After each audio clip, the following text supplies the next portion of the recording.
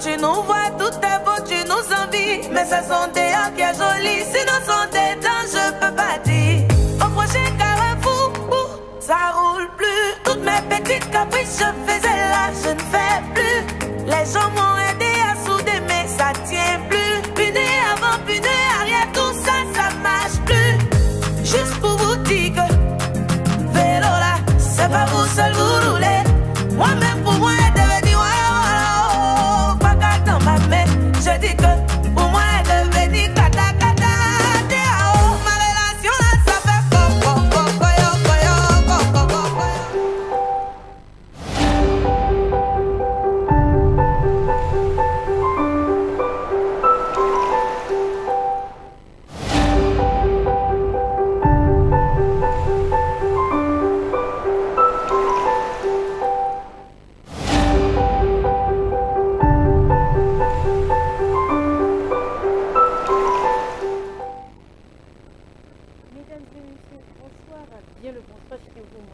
super bien.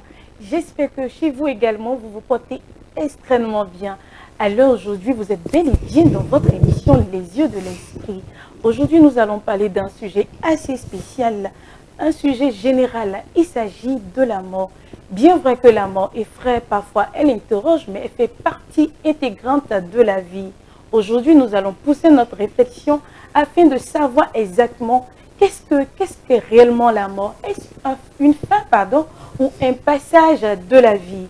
Et comme vous le savez, je ne suis jamais seule. Je suis toujours accompagnée de notre maître, notre magnifique maître qui est très très bien habillé aujourd'hui. Le maître que je nomme El Monsieur Godson. Bonsoir maître. Bonsoir. Maître, comment vous allez? El Monsieur Godson va très bien de chez bien. Vous brillez de mille feux ce soir. Comme vous d'ailleurs. Merci maître, arrêtez, hein. Alors maître, sans plus tarder, si vous permettez, est-ce que je pourrais vous poser cette question? Selon vous, la mort est-elle une fin ou un passage vers une autre forme de la vie? Déjà, d'abord, il faut que je demande aux mânes ancestrales fertiles et virils et aux ancêtres que je demande à Dieu Mao Segbolissa, que je demande à tous les esprits désincarnés de recevoir l'honneur que je leur accorde en ce moment. Et je demande à la mort, à l'ange de la mort, de bien vouloir me permettre de parler aujourd'hui de lui, de parler de la mort, parce que vous savez, il y a des sujets, quand vous ne savez pas en parler, cela peut porter malheur. C'est comme par exemple lorsque vous voyez des artistes qui imitent des scènes du sacré. Vous les voyez faire par exemple le bokono, le voudouno, le sakpata et tout. Et vous apprenez quelque temps après que tel est décédé, tel est parti. Parce qu'il est interdit de profaner le sacré. Quand le sacré doit sortir, il faut faire ago. Quand le sacré doit rentrer, il faut faire ago. Pourquoi? Parce que il est important que dans notre intention, nous donnions au sacré la place de la pureté, de la sacralité, la place de la royauté, de l'honneur qui lui est due, même si nous voulons l'introduire dans le monde du profane. Parler de la mort, c'est un sujet délicat. C'est un sujet qui fait peur à beaucoup de personnes. Et souvent, lorsque vous parlez de la mort de vous-même, les gens vous disent ne faites pas ça. Quand on veut donner des exemples de mort, on ne l'adresse jamais à une personne. Parce que déjà dans la conscience populaire, la mort se présente comme un événement entre griffes malheureux. Un malheur qui frappe une famille, personne ne souhaiterait, quel que soit l'âge du papa ou de maman, que la personne parte comme si on pouvait faire quelque chose pour que la personne vive éternellement. Eh bien, chacun le ferait d'une certaine manière. Alors, ceci étant dit, il faudrait que je vous rappelle que la mort est quand même quelque chose de merveilleux, quelque chose d'extraordinaire. Et je vais déjà commencer à vous dire que j'ai écrit plusieurs livres, notamment ce livre livre, vous l'avez devant vous. Ce livre est intitulé « Livre des morts, de la mort aux vivants ». C'est un livre que j'ai écrit, exceptionnel.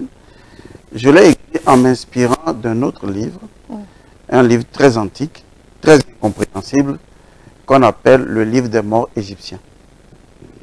Les Égyptiens étaient les premiers à écrire un livre sur la mort. Si vous voulez donner une éducation à une civilisation, à un peuple, la première chose qu'il faut lui donner, c'est la connaissance de la mort. Parce que quand les gens ont la connaissance de la mort, ils apprécient mieux la vie. Ils respectent la vie, ils respectent le vivant. Et mieux, ce moment que nous passons sur la terre est forcément temporaire. Donc nous devons chercher, lorsque nous passons le temps ici après, qu'est-ce qui se passe ensuite. Et donc les Égyptiens ont écrit sur la mort.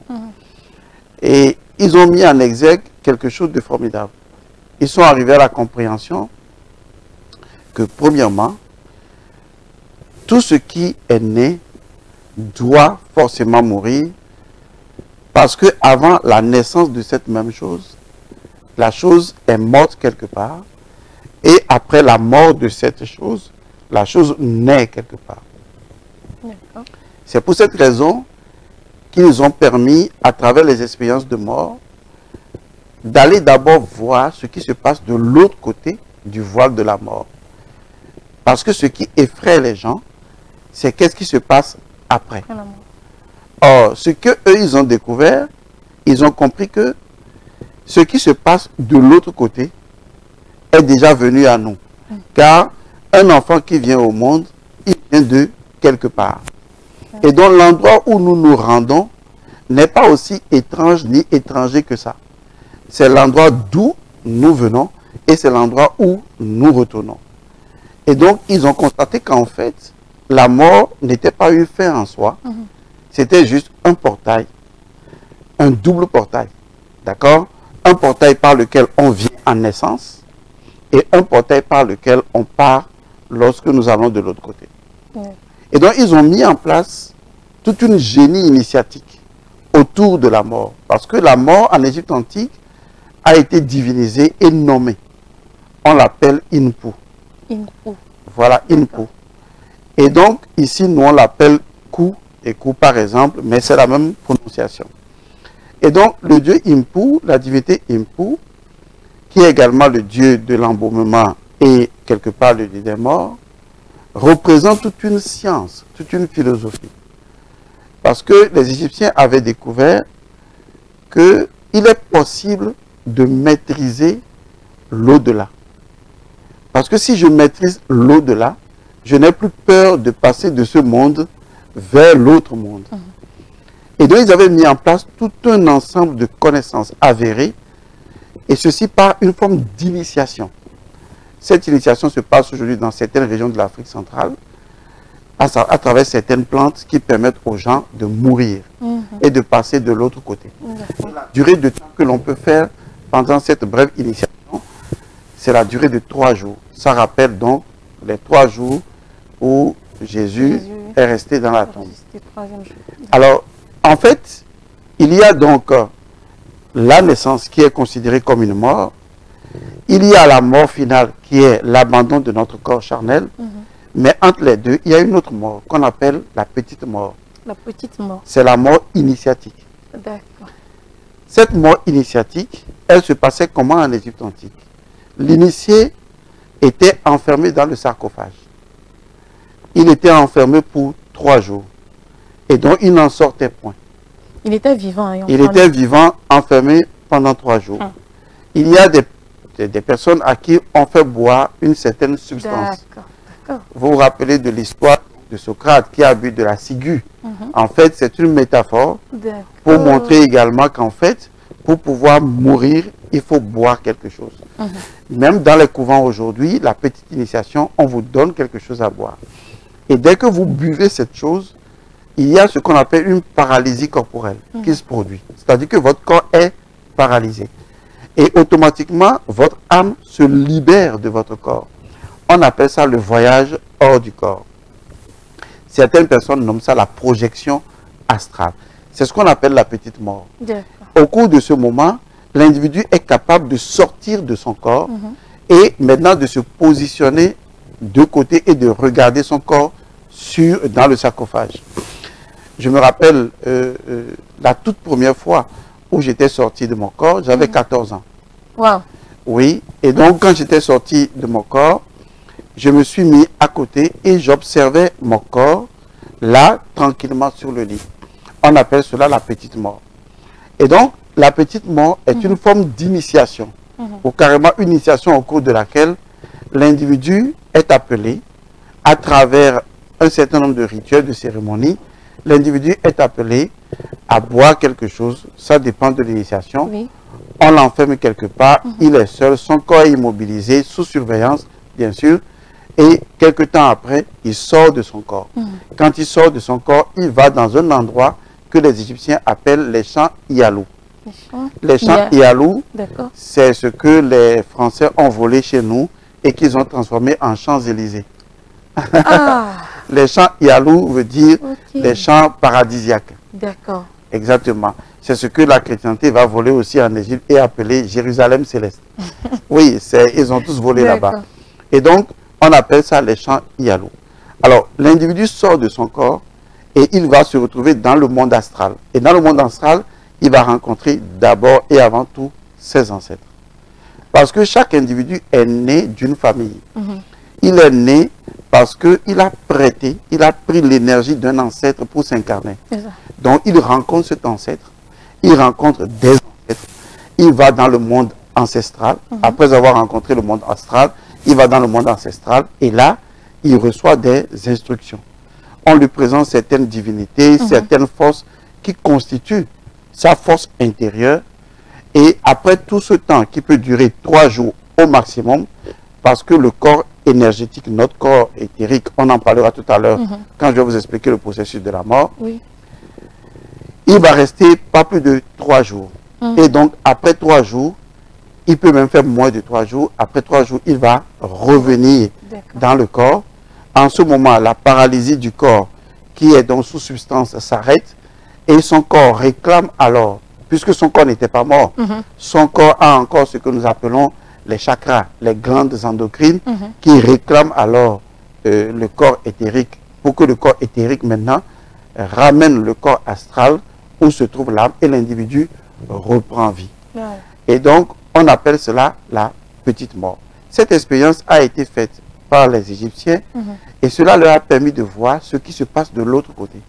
Et c'est à la suite de ça qu'ils ont écrit le livre des morts égyptiens. Donc, voilà en résumé pour la question posée. La mort, c'est tout simplement un double portail posé entre la naissance et la mort. Par elle, nous naissons et par elle, nous partons. Ce n'est jamais une fin en soi. La mort ne peut pas être une fin. La mort n'est pas la même selon le plan sur lequel on se trouve. Parce que sur le plan physique, la mort est différente du plan astral. Sur le plan astral, la mort est différente du plan mental. Selon le plan sur lequel on se trouve, la mort est différente. Mais dans tous les cas, la mort est comme une transformation, un passage d'un état à un autre état. C'est d'ailleurs pour cette raison que la petite mort est appelée l'expérience de la résurrection. Vous voyez, en fait, la résurrection n'intervient pas après la mort du corps physique. Dans la tradition métaphysique africaine, la résurrection a lieu pendant que tu es vivant. Sinon, comment peux-tu être sûr de ressusciter si tu ne ressuscites pas avant de mourir? Vous voyez, d'ailleurs, quand vous lisez l'évangile de Thomas, l'évangile que l'Église n'a jamais voulu reconnaître, l'évangile de Thomas dit que l'individu ne ressuscite que lorsque il est ressuscité avant de mourir. C'est-à-dire qu'il passe par la petite mort. C'est ce qu'on appelle la résurrection.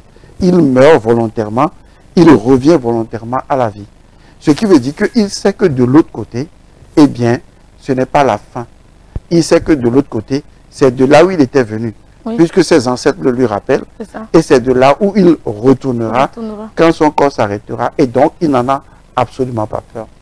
Vous voyez donc que si les gens, les profanes, ne vont pas à la connaissance de la mort, la première chose qui restera dans leur esprit, c'est la peur de la mort. Or, cette peur de la mort est en nous, comme c'est de façon instinctive. Puisque nous avons ce qu'on appelle le cerveau reptilien, qui est un cerveau de survie.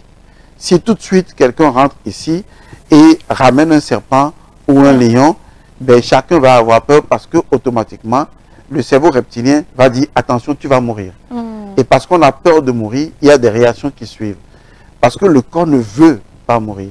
C'est d'ailleurs pour cette raison qu'ils font la petite mort. Pour obliger le corps à faire l'expérience de la mort avant même. Et donc, une fois que tu n'as plus peur de la mort parce que tu connais la mort, alors, qu'est-ce qui peut te faire peur? Plus rien. Exactement. Tu deviens un individu totalement affranchi de la peur. Parce que toutes les formes de peur proviennent de la peur de la mort. Mais si tu n'as plus peur de la mort, tu as ce qui contrebalance la peur de la mort, le courage, la détermination, la force, la volonté. Et tu peux même réussir beaucoup de choses. Donc il est important qu'aujourd'hui, on enseigne à nos petits frères, nos petites sœurs, ce qu'est la mort. Et c'est d'ailleurs pourquoi j'ai écrit le livre sur la mort, le livre des morts égyptiens. Et c'est un livre qui se vend sur Amazon et même dans les pays africains. Et très vendu parce que j'explique dedans que la mort est un peu comme un initiateur. Il faut commencer à la connaître avant même de mourir. Et j'ai enseigné également des techniques de mort volontaire. C'est-à-dire que si vous voulez, vous pouvez choisir de mourir. Oui, vous me regardez bizarrement, mais c'est la seule solution. Vous pouvez choisir de mourir. Non, il existe des techniques, peut-être à la fin, je vais expliquer ça. Il existe des techniques très simples. D'accord, je vais vous donner deux techniques. Une technique pour vous permettre de sortir de votre corps. D'accord. Et une technique pour vous permettre de comprendre comment est-ce que vous étiez mort dans votre précédente incarnation avant de venir dans cette incarnation. C'est super ça.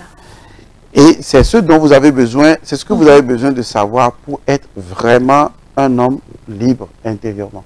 Je dirais, c'est ce qu'on a besoin de savoir pour pouvoir connaître maintenant le vrai chemin de notre vie. Mais vous n'avez pas le choix. D'accord, maître. Maintenant, quelles sont selon les traditions spirituelles, les différentes étapes que traverse l'âme après la mort? Alors, je vais décrire cela de façon méthodique. D'accord, allez-y. Pour que les personnes qui m'écoutent comprennent très bien. Alors, prenons un individu A. Et on annonce aujourd'hui que tout de suite, il vient de mourir. Et ça, c'est le cas de quelqu'un qui décède de façon dite normale. C'est-à-dire, il est mort parce qu'il est vieux, il est mort d'une maladie, il est mort tout simplement. Je ne parle pas des accidentés, par exemple. D'accord? Je ne parle pas de ceux qui sont allés à la guerre. Tout ça, ça suit des processus différents. Tant que l'on respecte une procédure, une cérémonie, un rituel, ça suit, disons, un chemin normal. Donc, prenons un individu lambda qui arrive à la fin de sa vie et donc qui meurt. Alors, dès qu'il meurt, il y a une chose que tous les téléspectateurs doivent observer. Parce que, vous savez, la mort est une divinité. Si vous ne respectez pas la mort ne va pas vous respecter. Il faut respecter la mort. Lorsque quelqu'un décède, vous devez non seulement respecter le mort, d'accord? Pourquoi? Parce que, on ne parle jamais d'un mort, c'est interdit. On ne parle jamais d'un mort, c'est interdit. Vous pouvez parler entre vous de quelqu'un, vous parlez mal de l'autre, l'autre parle mal de vous, quand vous êtes vivant.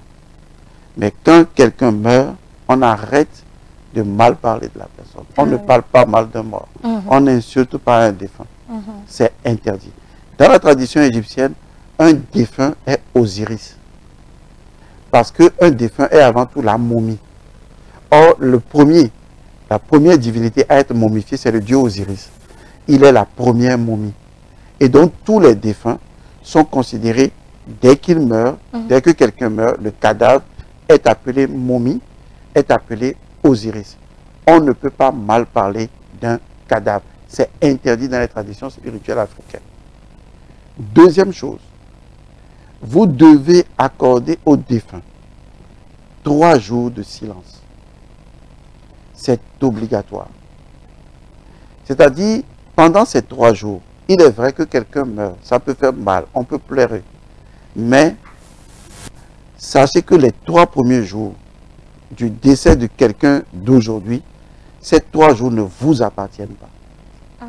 Ces 3 jours appartiennent au défunt, à celui qui vient de mourir. Ce que je dis est sacré. Vraiment, et beaucoup de personnes passent à côté et se plaignent après. Lorsque quelqu'un meurt, la personne a besoin de 3 jours obligatoires, 72 heures obligatoires. Pour faire quoi concrètement?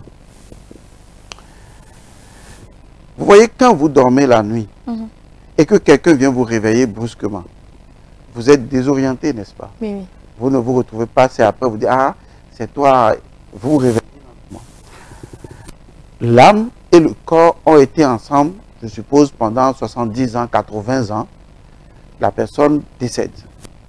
Dès que l'individu décède, il y a un premier corps qui se détache du corps physique. L'individu a généralement plusieurs corps. Il a le corps physique, le corps éthérique, le corps astral, il a le corps mental. D'accord? Dès qu'il meurt tout de suite, le premier corps qui se détache du corps physique, c'est le corps éthérique. Le corps éthérique est comme ce que je vais dire la charpente sur laquelle est greffé tous les autres corps. Ce qui veut dire que si le corps éthérique n'est pas détaché, les autres corps ne se détachent pas. Donc le corps éthérique se détache du corps physique. Le détachement du corps éthérique du corps physique, puisque le corps éthérique possède une partie physique, donc il lui faut se retirer progressivement pour se libérer maintenant de la totalité du corps physique, qui va devenir un cadavre. Ce processus prend 3 jours. Ceci est dû à notre incarnation et à notre kundalini. Puisque l'incarnation de quelqu'un, à la base de la colonne vertébrale, dans un endroit qu'on appelle le sacrum, se trouve l'énergie serpentine enroulée 3 fois et demi, comme pour dire c'est le point d'attachement qui fait qu'on est incarné. Donc quand un individu meurt et qu'il abandonne son corps, bon, l'individu ne meurt pas, mais quand il abandonne son corps, eh bien il a besoin de 3 jours, le corps éthérique a besoin de 3 jours pour refaire la mémoire des choses et se retrouver. Mais lorsque ce moment-là n'est pas respecté, lorsque vous partez en lamentation, vous insultez, vous faites ça, vous perturbez l'équilibre psychologique du défunt. Le danger de cette situation, il faut qu'on vous explique les choses. Le danger, c'est que comme c'est une âme qui demain va devoir se réincarner dans un autre corps, si cette âme fait mal son processus de récupération, c'est que quand elle va vouloir se réincarner la prochaine fois, ne soyez pas étonnés qu'elle vienne au monde avec des déficiences psychiques. Ah bon? Oui. En fait, pour vous, il y a naissance, il y a mort et il y a autre chose. Mais pour le cosmos, la mort n'est rien. C'est comme quand vous écrasez une fourmi, c'est rien. Pour le cosmos aussi, votre mort ne veut rien dire. En fait, il n'y a pas de mort, il n'y a qu'une continuité. Pour le cosmos, vous êtes une continuité, vous êtes une éternité. Il n'y a pas de rupture, il n'y a qu'une pulsation que vous appelez mort. Mais pour le cosmos, ce n'est qu'une pulsation qui va donner naissance à une autre pulsation. Mais la chaîne pulsatoire continue. Est-ce que vous comprenez? Ce qui veut dire que quand quelqu'un meurt et qu'il abandonne son corps, il faut lui donner obligatoirement 3 jours. 3 jours de silence absolu. C'est très important. Vous avez remarqué qu'on le fait avec les rois. Dès que les rois meurent, personne ne dit que le roi est mort. L'affaire reste là pendant plusieurs jours et c'est bien après qu'on annonce la mort du roi. Donc quand quelqu'un décède, il faut garder la personne tranquille pendant 3 jours. Rien. Silence. D'accord. Maître, excusez-moi de vous interrompre, mais je voulais savoir, qu'en est-il de certaines personnes qui enterrent automatiquement le corps et autres? Oui, en fait, c'est une erreur. Je ne veux pas critiquer quelle tradition que ce soit, mais c'est une erreur. Et cette erreur, comme je l'ai dit tantôt, peut créer des déséquilibres dans la réincarnation des âmes. Malheureusement, ce sont des traditions spirituelles qui ne croient pas aux réincarnations et pourtant qui subissent les réincarnations, puisque les âmes qui reviennent aujourd'hui, vous ne savez pas d'où elles viennent. Et la façon dont les enfants déjà au bas âge se comportent, on dirait que c'est des vieux. Et donc, vous ne savez pas que ce sont des âmes anciennes qui reviennent. Donc, il faut vraiment faire attention. On a besoin de 3 jours. On ne peut pas, quelqu'un ne peut pas mourir tout de suite et on l'enterre tout de suite. Non. Et il a été démontré également que même des personnes constatées décédées, même 24 heures après, sont revenues à la vie. Oui. Je vous explique le processus. Lorsque le corps meurt selon la mort et que le corps éthérique se détache du corps, il y a toujours possibilité de réanimer quelqu'un. On peut réanimer quelqu'un même après 24 heures. Oui. On peut réanimer quelqu'un après 48 heures. Et s'il existe des pouvoirs spirituels, on peut réanimer, voire ressusciter quelqu'un dans un intervalle de 3 jours. C'est ça que vous allez voir dans la Bible des chrétiens, où on disait que Lazare est mort il y a 3 jours. Vous voyez, on précise les 3 jours. Les initiés ont écrit la Bible pour que les intelligents, pas les abrutis, les comprennent. On a dit il est mort il y a 3 jours. Pas 10 jours, pas 20 jours, 3 jours. Vous voyez, quand on dit que Jésus est mort, on dit 3e jour. Vous voyez, ce symbolique de 3 jours-là est important. Parce que dans un intervalle de 3 jours, même quelqu'un qui décède, même le 3e jour, on peut encore le ressusciter. Parce que le corps éthérique a encore un pouvoir sur le corps physique. Et si le corps éthérique reçoit suffisamment de lumière, le corps éthérique, qui est la charpente qui fait fonctionner le corps physique, peut ramener le corps physique à la vie. Est-ce que vous voyez? Maintenant, après 3 jours, le corps éthérique, qui était un peu déboussolé, après 3 jours, finit donc par constater son impuissance à agir sur le corps. Sinon, dans les 3 premiers jours, le défunt là, que vous voyez là, si vous étiez de l'autre côté, vous allez voir tous les efforts qu'il fait pour revenir à la vie. Oh, il est bouleversé. Il est bouleversé. Il ne comprend pas pourquoi son corps ne lui répond pas. Il essaie de rentrer dedans, mais il y a une barrière qui s'oppose à lui. Donc, il ne peut pas rentrer dedans. Il se demande pourquoi. Il regarde les gens, il dit pourquoi les gens meurent. Il dit, mais qu'il est en train de dormir. Il y en a même qui disent aux gens, mais réveillez-moi, réveillez-moi. Pensant que quand les gens vont le réveiller, lui va revenir à la vie. Et donc le défunt, il est dans cet état. Et quand vous amenez le corps quelque part, il suit le corps.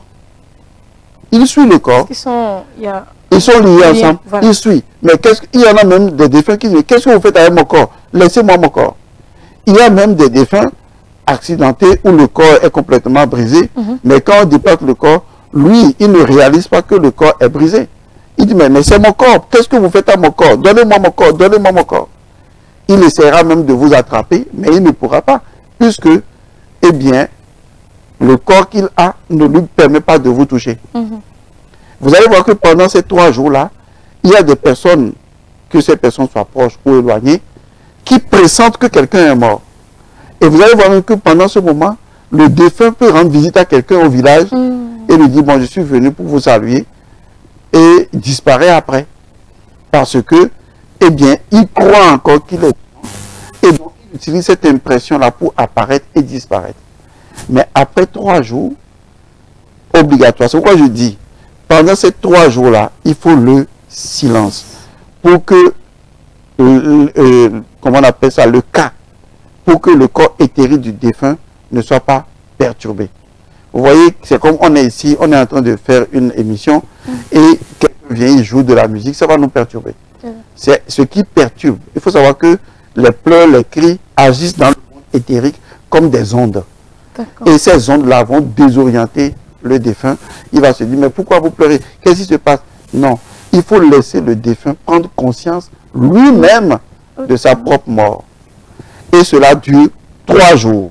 Je dis bien 3 jours. Après 3 jours, il commence à réaliser que bon, ou bien je suis mort. Donc je suis mort. Ah, c'est ça la mort? C'est comme ça se passe? Donc je suis parti. Et automatiquement, il se sent seul. C'est la période de la terreur. Il se sent seul parce qu'il n'a plus personne avec qui parler, il n'a plus personne indexé. Maintenant, il va rentrer dans une autre phase de sa vie. Et cette phase va durer 40 jours. C'est pourquoi les chrétiens vous disent souvent qu'il y a une messe à faire le 40e jour. Même aussi dans les traditions. Aussi. Dans les traditions également. Mais vous dites ça très bien. Il faut aller leur poser la question de savoir quel est le sens spirituel des 40 jours. Ils sont incapables de vous l'expliquer. Ce n'est pas de la vanité. C'est qu'ils ont copié les connaissances africaines, mais ils ne maîtrisent pas le fondement de ces connaissances. Pourquoi tous les peuples disent 40 jours? Chez certains peuples, c'est 49 jours. Mais on retrouve toujours la quarantaine. Pourquoi? Et je vais vous l'expliquer. En Égypte antique, lorsque l'Égyptien a commencé à planter le blé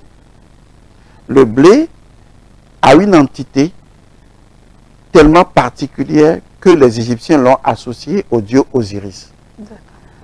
Et donc, quand l'Égyptien plante le blé, pour pouvoir pousser, le blé a besoin de 40 jours. Ils ont constaté que la terre, pour transformer, vous voyez, une énergie brute en une énergie fluide, aérée, a besoin exactement de 40 jours. Or, une âme qui est née est une âme incarnée dans la terre, comme une graine. Quand l'individu meurt, l'individu a besoin de 40 jours exactement pour faire quoi? Pour faire sa propre transformation. Dans cette période de 40 jours, personne ne peut le sauver. Ni l'Église, ni Allahu Akbar, ni personne ne peut le sauver. Il est seul face à son destin. Il n'a pas le choix.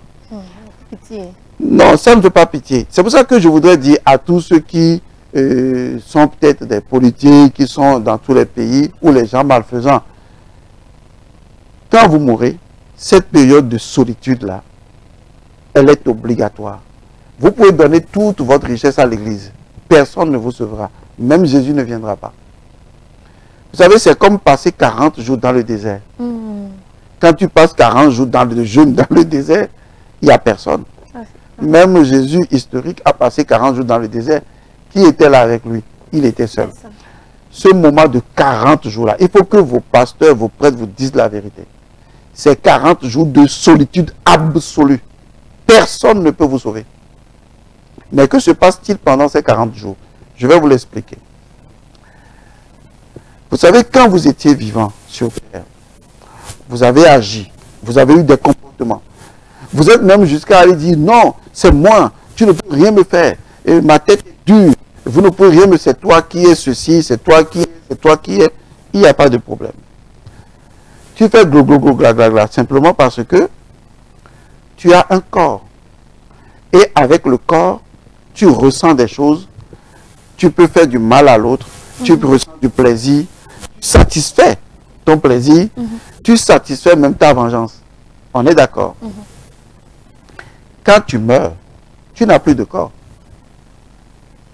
Or, le corps est le seul instrument parmi les autres corps qui permet de satisfaire quelque chose. Ce qui fait que le corps astral que tu as ne te donnera jamais une satisfaction. Ce qui veut dire que toute la colère que tu avais contre les gens, maintenant que tu n'as pas de corps, toute la colère ne peut plus agir à travers un corps, toute la colère remonte vers toi. C'est trop doux, c'est intéressant. Ça. Oui, très intéressant. Oui, très intéressant. Toute ta méchanceté remonte vers toi. Chaque souffrance que tu as infligée à quelqu'un remonte vers toi. Donc tu fais face à tes démons, on va dire. Exactement. Wow. Il n'y a personne qui puisse t'aider. Ça n'existe pas. On peut vous mentir que Jésus va vous sauver, il n'interviendra pas. Vous pouvez y croire. Mais ça ne marchera pas. On a vu des riches qui étaient des chrétiens aristocrates qui sont morts. Mais est-ce que vous savez qu'après, ces gens rentrent toujours leur propre maison? Parce que c'est des gens qui n'ont pas pu passer la période de 40 jours. C'est une période au cours de laquelle tous les démons que tu as créés, toutes les méchancetés, appelle ça ignorance, avarice, colère, vanité, gloutonnerie, luxure, tout ce que tu as créé, les choses vont maintenant se grouper sur toi. Comme on le dit en ivoirien, ça va se grouper sur toi et ça va te hanter, mais tu ne peux pas les satisfaire. Tu imagines un enfant insatiable. Il te pourrit la vie. C'est clair. C'est-à-dire un enfant, quel que soit ce que tu lui donnes, il est insatiable. Comme ces envies, ces désirs, ces passions n'ont plus un corps pour les satisfaire, reviens maintenant sur toi pour te dire, ah, c'est toi qui nous as créés, hein, satisfais-nous. Alors la question est la suivante. Comment tu vas les satisfaire? Question. Maintenant, ce que vous devez savoir, c'est que les 40 jours constituent en réalité la seule chance que tu as de faire ta propre victoire. C'est pour ça qu'on appelle cela la deuxième mort.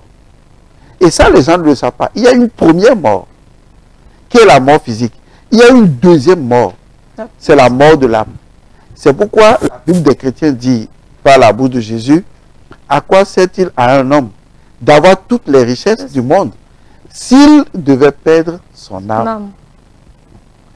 On n'avait pas compris. Ce que je dis, c'est très important.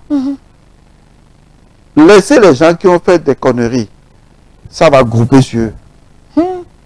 Maintenant, les choses vont dire, satisfais-nous. Tu vas les satisfaire comment? On va négocier à l'amiable. Vous allez négocier comment? Et maintenant, ça devient ce qu'on appelle de la torture. Tu es torturé, tu es hanté.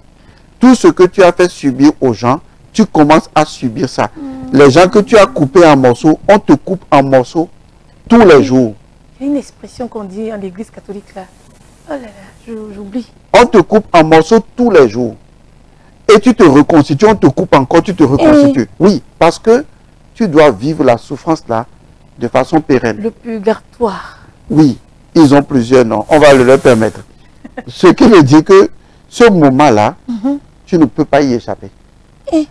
Que tu sois président de la République, que tu sois président du monde, que tu t'appelles Donald Trump ou tout ce que tu veux, tu ne peux pas essayer. Ça là, tu as perdu tout pouvoir. On t'enlève tout pouvoir. Maintenant, exerce, on va voir. Tu n'as rien. L'argent ne peut pas accepter, ne peut pas acheter ce moment. Ça dure 40 jours. De douleur. C'est pour cette raison que on demande souvent de prier pour vos défunts pendant cette période, pour les soutenir, parce que ils traversent des épreuves les plus inimaginables de leur univers. Tout ce qu'ils ont fui, même les vols qu'ils ont orchestrés, ils subissent ça. Même les avortements qu'ils ont faits, on va les avorter eux-mêmes. Oui, on te fait subir tout ce que tu as fait toi-même. Et donc, à la fin, est-ce que tu en sors victorieux? La seule façon de sortir victorieux de cet état, ça ne me plaît pas de vous le dire. J'ai envie de vous torturer. Moi, mec, qui suis ici, je suis déjà torturé. Je commence à penser à tout ce que j'avais fait par le passé. Et dit, mais là, c'est grave. Vous savez, tout ce que nous faisons, c'est comme des graines que nous enterrons. Tôt ou tard, on est obligé de les consommer nous-mêmes. Personne n'y échappe, quel que soit votre statut. La seule façon de s'en sortir, c'est grâce au Dieu Osiris. C'est-à-dire, il faut arriver à vous pardonner à vous-même. D'abord. Si vous ne pouvez pas vous pardonner, alors vous ne sortirez jamais de cet état. Jamais. Maintenant, après les 40 jours, deux possibilités. Vous n'êtes pas sorti de cet état. C'est fini. Vous avez perdu le temps passé. Vous devenez alors une âme errante. C'est ça. Vous allez maintenant errer dans les villages, dans les maisons, errer, errer. Et à un moment donné, les gens m'ont dit, mais ça fait déjà 10 ans, mais on continue de voir papa circuler dans la maison. Une âme errante circule, n'a pas trouvé la voie de sortie. Où aller? Pour aller vers la lumière.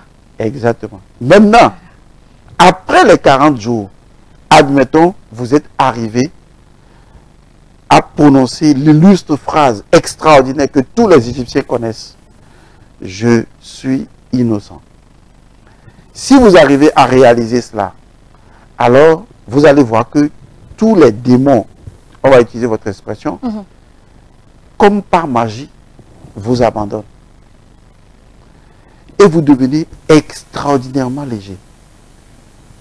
Et automatiquement, vous allez voir que vous volez dans le ciel, que vous passez dans le feu. Vous allez même dans le soleil et dans la lune. Vous allez sous la terre.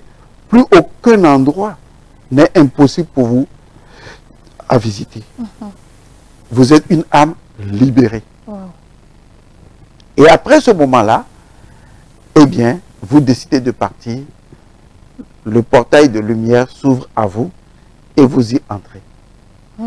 C'est très important. C'est pourquoi je dis souvent aux gens, si vous n'accompagnez pas bien les défunts à partir, les enfants qui vont naître vont venir avec des maladies que vous ne comprendrez pas. C'est une situation qu'on ne comprend pas vis-à-vis de Oui, nos parce enfants que c'est vous qui voyez la mort, mais l'univers voit une continuité. Ce que je dis est précis. Dans le livre des morts, mon livre que j'ai écrit, je vais vous lire une pensée. Elle ne vient pas de moi. C'est un chant qu'on appelle le chant de la route de la mort, qui est chanté par les Fang, une tribu du Gabon. Voilà comment eux, ils ont synthétisé la mort en quelques phrases, une dizaine de phrases. Je lis. Ça commence comme ceci. Le mort a rendu l'âme. La lumière de l'éclair indique le chemin du ciel. L'esprit est sorti et surveille le corps avec vigilance. L'homme a changé de vie. L'esprit erre dans les 4 directions de l'univers en cherchant sa place. L'esprit arrive devant la table du jugement. L'esprit est arrivé dans le séjour des morts. Je suis innocent, dit le mort. L'esprit se déplace désormais selon sa volonté. Le soleil tout-puissant arrive et nous permet de renaître à la lumière du jour. Wow. C'est beau. Et vous dites que nous n'avons pas de civilisation. Vous pensez que nous n'avions pas de religion. Ceci résume toutes les étapes. Le mort a rendu l'âme. Le mort, c'est le corps qui a rendu l'âme. Ensuite, il y a une scission. On appelle ça la scission éthérique. L'éclair, c'est une façon d'exprimer cet éclair du corps éthérique qui le sort. Ensuite, le mort cherche sa place. Il est où? Il erre. Il erre dans les 4 coins. Ensuite, il passe devant la table du jugement. C'est ça que je viens de vous expliquer. Et quand le mort va dans le monde souterrain, dans le monde des morts, c'est pour que les morts le jugent. Parce que tu as fait quoi aux morts? Si tu as fait du mal aux morts, ils doivent te juger aussi. C'est pour ça que beaucoup de personnes qui ont tué des gens, quand ces gens meurent, c'est souvent compliqué. Les morts les gardent là-bas. Et donc, il va dans le séjour des morts. Après, il dit, comme je vous ai dit, il dit, je suis innocent. En Égypte antique, la vraie phrase est, je suis Osiris. Parce que le nom Osiris signifie innocent. Je suis Osiris. Ça veut dire que le mort a réalisé sa propre... Il sait, en fait, le jugement, ce n'est pas Dieu qui vous juge. Hein. C'est votre conscience. Il s'est auto-jugé et il s'est retrouvé libéré parce qu'il a fait preuve d'honnêteté. Ce n'est pas qu'il n'a pas posé les actes. C'est qu'il arrive un moment où il doit pouvoir se justifier encore et encore jusqu'à reconnaître qu'il a mal agi, jusqu'à se remettre en cause, jusqu'à se laisser purifier par ses propres démons et finir ressorti, je suis innocent. Ça paraît anodin, mais c'est pas facile de le dire. Non, ce n'est pas anodin. Je suis innocent. On se dit, non, on va le dire, mais attention. Non, la question qu'il faut se poser déjà, est, prenez tous ceux qui nous suivent aujourd'hui et demandez-leur de faire un exercice d'honnêteté. Ah, est-ce que vous arrivez à vous pardonner à vous-même? C'est très difficile. Très. Exactement. Alors, imaginez quand vous allez mourir et qu'on va vous demander de le faire. Mais là, vous n'aurez plus un corps. Comment vous allez le faire? Ah, ça. C'est pour ça que vous allez voir des âmes qui pleurent la nuit. Parce que elles sont désespérées. Elles n'arrivent pas à s'en sortir. Elles sont assaillies par leurs propres démons. Et donc, une fois que vous passez la période des 40 jours, maintenant, on dit, vous avez réussi cela, alors là, une chose extraordinaire se produit. Va naître, je dis bien, va naître de cette expérience réussie un autre corps qu'on appelle le corps de gloire. C'est-à-dire, magnifique comme on l'appelle, le nourrice, en fait. Exactement, le corps de gloire, c'est le nourrice aroub, c'est-à-dire le corps de lumière. C'est un corps étoilé. Est-ce que vous imaginez un vêtement nimbé d'une infinité d'étoiles lumineuses? Ce sera impossible même de pouvoir regarder ça. Vous ne pouvez pas l'imaginer, ni voir ça avec Exactement. les yeux. C'est d'une scintillance, d'une brillance incroyable. Et si je dois faire une comparaison avec notre soleil, c'est 1 million de fois notre soleil. Waouh! La brillance de la lumière du corps de l'âme qu'on appelle le corps de gloire, que le chrétien appelle mon corps de gloire. C'est pour ça que Saint Paul dira dans les épîtres, le corps est semé corruptible, mais il ressuscite incorruptible. Ce n'est pas le corps qui est semé qui ressuscite, mais c'est un autre corps, le corps de gloire. Wow. Mais personne ne peut vous expliquer le processus. On vous a juste dit, croyez en Jésus et vous allez ressusciter. Vous n'irez nulle part. Vous allez rester dans l'intermonde et vous allez souffrir de ce que vous avez causé aux gens. Même le fait d'amener votre corps à l'église, lever du corps, tout ça, ça ne changera absolument rien. Je suis sérieux. C'est comme ça se passe. Et donc, après les 40 jours, maintenant, vous dégagez le corps de lumière. Avec ce corps, vous pouvez même apparaître aux gens. Mais heureux, joyeux, lumineux, scintillant. Et vous n'avez plus en vous de la tristesse, ni de la peine. Vous pouvez même partir dans le monde paradisiaque et revenir quand vous en avez envie. Ou vous y restez pendant un temps et à la prochaine incarnation, vous renaissez à travers un autre corps. Ça veut dire que tous vos défauts psychologiques anciens ont été purifiés. Et là, vous renaissez. Un enfant comme ça, il renaît normalement. Mais imaginez quelqu'un qui n'a pas passé la période des 40 jours et qui est resté coincé avec ses démons et ses esprits démoniaques et qui reste là pendant des années, pendant même 100 ans, pendant même 200 ans et qui n'arrive pas à s'affranchir. Mais comme une âme a toujours besoin de se réincarner, lui va se réincarner directement de son monde d'obscurité dans un autre corps. Maintenant, quand les enfants viennent au monde, vous allez voir qu'il y a des enfants qui sont nés avec une méchanceté naturelle. Vous allez voir qu'il y a des enfants qui grandissent avec une méchanceté naturelle. Et vous ne réfléchissez pas pour savoir qu'en fait, il y a un processus cosmique qui doit être maîtrisé. Et qu'un défunt est Osiris, il est sacré. C'est pourquoi en Afrique, vous allez voir que les gens dépensent de l'argent plus quand quelqu'un meurt que quand il est vivant. Les Européens n'ont jamais rien compris. C'est parce qu'en fait, chez l'Africain, le défunt, il faut lui faire tous les honneurs pour qu'il soit heureux de partir. Je comprends mieux. Parce que je me plairais, je dis, mais pourquoi en Afrique on organisait de grandioses funérailles comme ça? Parce que s'il n'est pas heureux de partir, eh bien, il va créer des problèmes. Parce qu'un défunt de votre famille qui est tourmenté, ou je vais dire qui est dans la tourmente du monde, on appelle ce monde le monde intermédiaire, ce défunt-là, ben, qu'est-ce qui se passe selon vous? Il perturbe l'égrégore de votre famille. Ce qui fait que quand vous irez faire une consultation parce que votre vie n'avance pas, on dira que il y a un défunt là qui cause votre problème. Ah, il y a un défunt là qui est tout ça. Ou il faut aller honorer les défunts. Ou aller voir faire les sacrifices aux défunts. Parce que ces défunts-là, comme ils ne se sont pas bien libérés, ils deviennent des blocages pour votre évolution. Mais vous avez le même sang. C'est ça. Vous croyez que quoi? Mais il faut commencer à repenser l'éducation africaine. Vraiment, vraiment, maître. Franchement. Il faut repenser cela. Maintenant, si les gens préfèrent rester dans cette logique du Luberlu, ça fait leur problème. Une chose est sûre, le monde ira de mal en pis tant que la connaissance métaphysique et spirituelle ne sera pas à l'avant-garde de toute civilisation, tant que la renaissance identitaire basée sur notre culturel et notre culturel ne vont pas fonder nos actions, alors, eh bien, nous avons déjà tout perdu.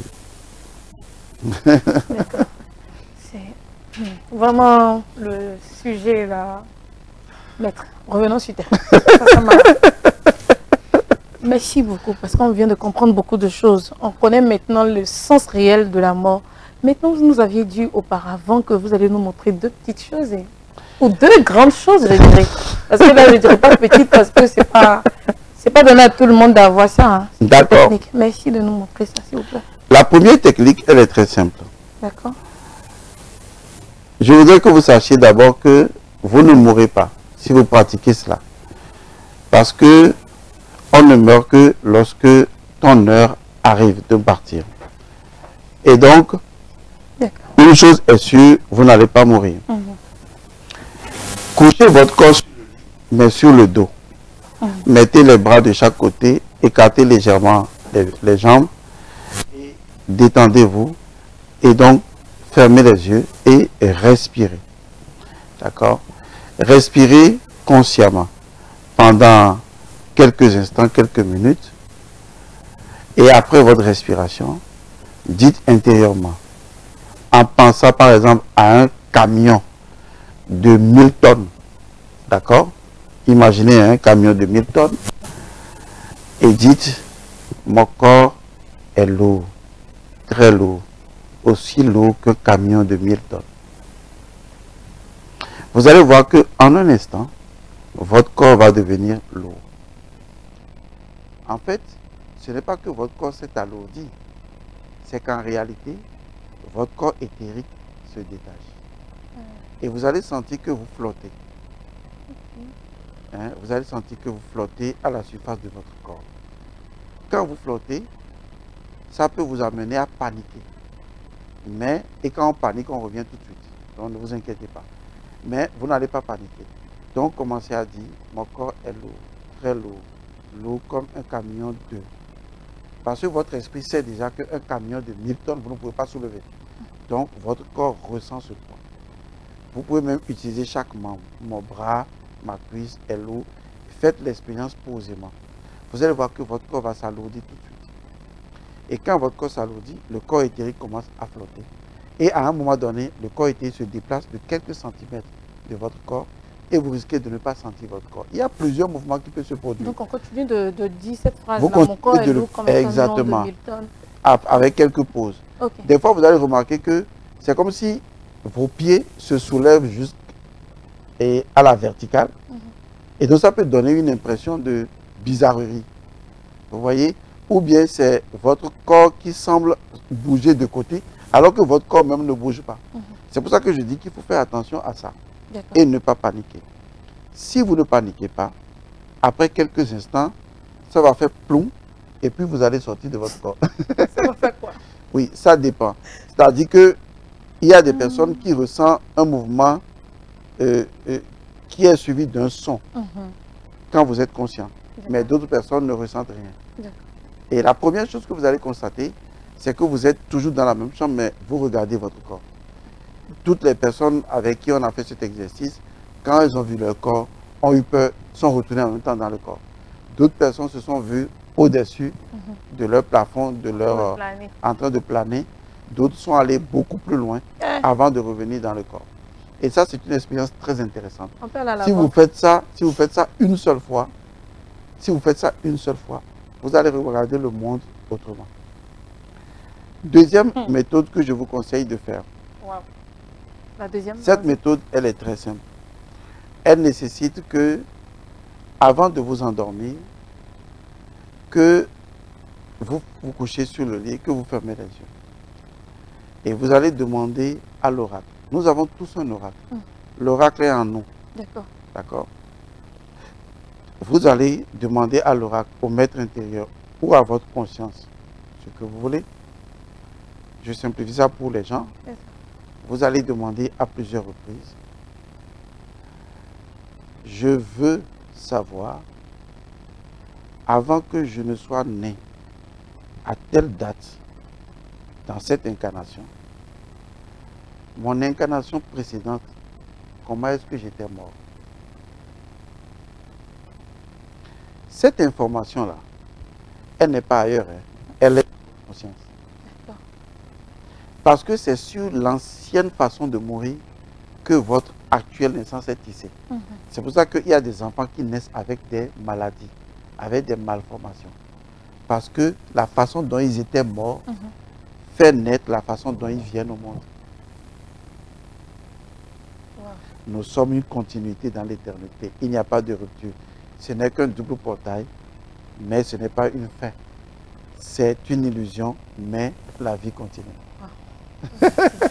Merci, merci beaucoup. Alors, ces réflexions nous amènent à comprendre que la mort n'est pas forcément une séparation douloureuse, voilà, et mais aussi une invitation à donner plus de sens à la vie et aussi à nos choix ainsi qu'à nos relations. Merci maître pour toutes ces réflexions, pour toutes ces explications. Grâce à vous aujourd'hui, nous pouvons dire que nous n'avons plus peur de la mort. Hein. Nous savons exactement que la mort c'est juste un passage, voilà, mais pas une fin. Et à tous les téléspectateurs qui nous ont suivis, je vous remercie de nous avoir suivis, voilà. Et sachez que nos morts ne sont pas morts, comme l'a dit le maître. Il est temps pour nous, très chers Africains, de revenir à nos sources, de nourrir, je dirais, et rendre hommage à nos défunts, afin que demain, nous aussi, nous puissions être décorés, je peux le dire ainsi, par nos nouvelles générations qui arrivent, et aider ces nouvelles générations-là à avoir une vie saine. Alors, les yeux de l'esprit, c'est terminé pour aujourd'hui. Rendez-vous est donc pris la semaine prochaine pour une nouvelle édition. D'ici là, portez-vous bien. Côté à vous. Merci à la mort.